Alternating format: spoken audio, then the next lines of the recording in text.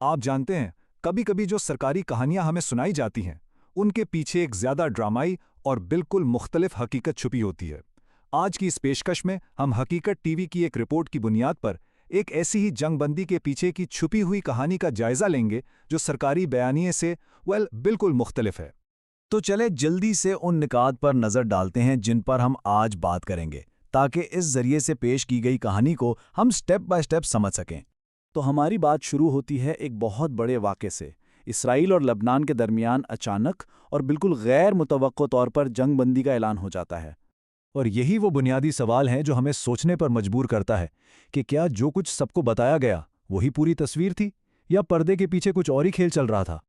अच्छा, तो आइए पहले देखते हैं कि अवाम के सामने कौन सी कहानी पेश की गई। ये वो कहानी है जिसे हमारा माखिज यानी हकीकत टीवी मुकम्मल तौर पर चैलेंज करता है।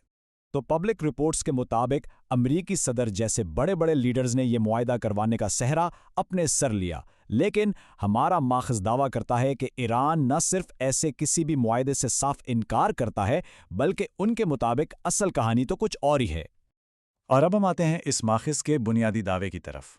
एक ऐसा दावा जो वाक़यात की एक बिल्कुल ही मुख्तलिफ तरतीब को सामने लाता है, जिसने इनके मुताबिक जंगबंदी पर मजबूर कर दिया।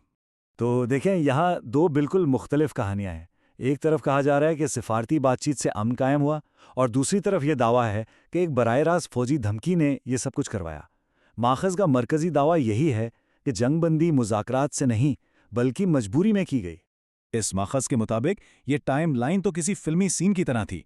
जरा सोचें, ईरान ने मुबैना तौर पर सिर्फ 30 मिनट का वक्त दिया और कहा कि अगर जंगबंदी ना हुई तो वो पूरे इसराइल को तबाह कर देंगे। ये एक ऐसी धमकी थी जिसे नज़रअंदाज करना नामुमकिन था। इससे धमकी की संगीनी का अंदाज़ा होता है। जैसा कि माखज़ में बताया गया है, उनके दावे के मुताबिक फ़ौजी तैयारियां मुकम्मल थीं और हमला किसी भी लम्हे बस एक इशारे पर हो सकता था। माखिज के मुताबिक इस एक वाक़े ने ईरान का अपनी ताकत के बारे में जो तसव्वुर था उसे जड़ से बदल कर रख दिया। आइए देखते हैं कैसे। माखिज का दावा है कि ईरान अब इस खौफ को एक स्ट्रेटेजिक असासे के तौर पर देखता है। यानी अब वो सिर्फ अपनी फौजी ताकत पर इन्हिसार नहीं करेगा, बल्कि अपने मुखालिफिन के इसी डर को, इसी खौफ को एक हथियार के तौर पर इस्तेमाल करेगा। ईरान के इस नए एतमाद का फौरी और ठोस नतीजा क्या निकला? माखिज के मुताबिक आबनाए हॉर्मस पर मुकम्मल कंट्रोल, जो दुनिया की सबसे अहम तेल की गुजरगाहों में से एक है। इसका मतलब ये हुआ कि ईरान अब आलमी तवानाई की सप्लाई पर एक बहुत बड़ा असर डाल सकता है। अच्छा, अब जंगबंदी से आगे बढ़ते हैं और ये देखते हैं कि माखज़ के मुताबिक ईरान किसी भी मुस्तकिल या पायदार मुआहदे के लिए क्या कीमत तलब करेगा। अब जो मुतालबात सामने आएंगे उनके बारे में माखज़ का कहना है कि ये मुज़ाकरात के लिए नहीं रखे गए, बल्कि ये पेशगी शराइत हैं, यानी इनको माने बगैर बात आगे नहीं बढ़ेगी। तो ये हैं वो बुनियादी सियासी और सिक्योरिटी मुतालिबात जो माखज़ के मुताबिक ईरान मेज़ पर रखेगा। मुंजमद असासे यानी वो अरबों डॉलर जो आलमी बैंकों में रोके गए हैं, उनकी वापसी और इक्तिसादी पाबंदियों का खात्मा ईरान की मईशत के लिए बहुत अहम होगा, जबकि हमले ना करने की ज़मानत उसकी सलामती को यकीनी बनाएगी। और माखज़ ये भी दावा करता है कि इन शराइत के अलावा ईरान माजी के नुकसानात के इजाले के लिए अमेरिका और उसके इत्तेहादियों से इस बहुत बड़ी रकम का भी मुतालबा करेगा।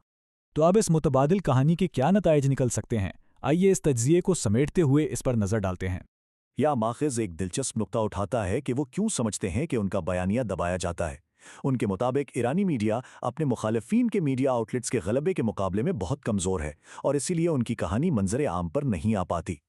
तो इस माखज़ से मिलने वाला बुनियादी पैगाम ये है, ईरान का मानना है कि अब खेल उसके हाथ में है, बालादस्ती उसके पास है, और वही मुस्तकबिल की शराइत तय करेगा। और हम इसी बड़े और सोचने पर मजबूर करने वाले सवाल के साथ इस तज्जिए का इख्तिताम करते हैं। अगर ये सब सच है, तो सवाल ये पैदा होता है कि अब मशरिक़ वुस्ता में अमन की शराइत आखिर तय करेगा कौन?